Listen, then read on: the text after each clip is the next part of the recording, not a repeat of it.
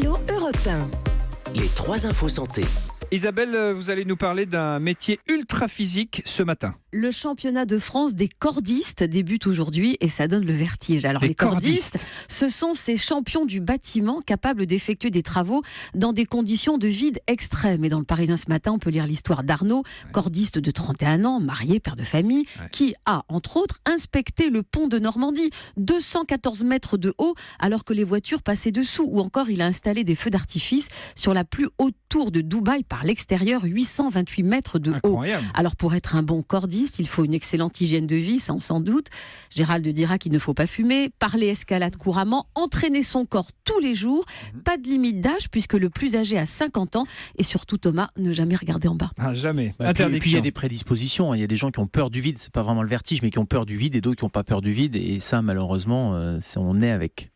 Question d'importance à présent, et si la bière était un excellent antidouleur ? Une petite mousse, Thomas ? Avec plaisir. J'en vois qui jubile. La consommation de 2 pintes de bière serait plus efficace pour calmer la douleur que le recours au paracétamol. Exactement. Alors pourquoi ? La bière entraînerait une hausse du seuil de tolérance à la souffrance et permettrait de moins ressentir la douleur du genre même pas mal. C'est la théorie défendue par des chercheurs anglais qui ont étudié 400 personnes, tous volontaires bien sûr pour la pinte de bière.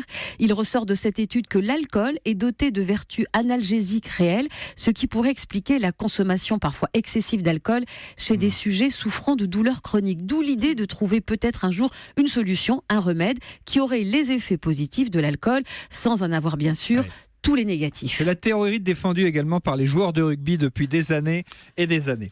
J'étais sûr. Excusez-moi, mais je le voyais bouillir. Il était là.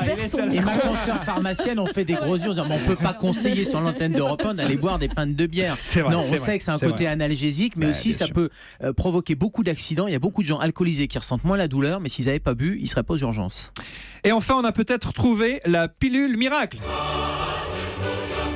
Une pilule qui aurait les mêmes effets que l'exercice physique sur l'endurance et la perte de poids, qui brûlerait les graisses et qui donc offrirait un espoir aux sédentaires ou handicapés ou encore aux cardiaques. Une étude qui nous vient de San Diego, en Californie. Ça marche déjà très bien sur des souris et cela vient compléter une étude précédente de la même équipe qui avait transformé des souris en marathoniennes. Elles avaient couru leurs 42 km sans effort avec leurs petites pattes.